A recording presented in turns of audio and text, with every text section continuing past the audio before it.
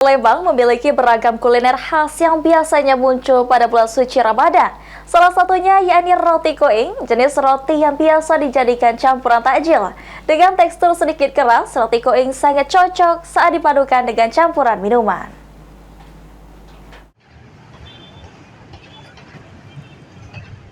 Kota Palembang memiliki beragam kuliner khas Ramadan, salah satunya roti koeng yang merupakan jenis roti khas Palembang yang hanya muncul saat momen Ramadan. Roti koeng sendiri biasanya menjadi campuran takjil atau juga lezat saat dipadukan dengan teh hangat. Roti koeng juga disebut dengan bahasa Palembang yakni roti Raden atau roti kelatak.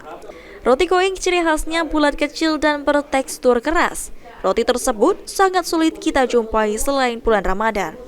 Erma, pedagang pasar KM5 mengungkapkan, selain Ramadan, roti koeng sangat sulit dijumpai di pasaran. Saat ini Bu, penjualan roti koengnya ada peningkatan apa masih stabil Bu? Stabil baik deh. Roti ini kan jualannya cuman puas baik deh. Kalau hari-hari biasa tidak ditanya uang roti ini. Nah, jadi hari-hari puasa baik roti ini betul. Inilah ciri khas Palembang. Kalau puasa betul dia nih deh. Itulah ciri khas kita nih. Puasa baik betul dia nih, roti koeng.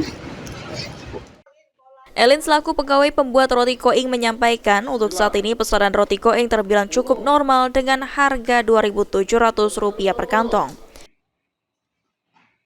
Buat saat ini di pasaran ada peningkatan apa masih stabil sebelumnya Pak? Stabil.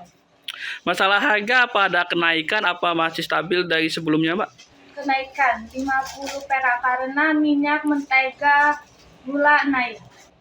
Dari harga sebelumnya berapa Mbak itu Pak? Sebelumnya 2.600. 265. Oh, 265. Sekarang? 27. Para pembuat roti berharap kepada pemerintah untuk menstabilkan harga bahan baku di pasaran. Idham, PAL TV.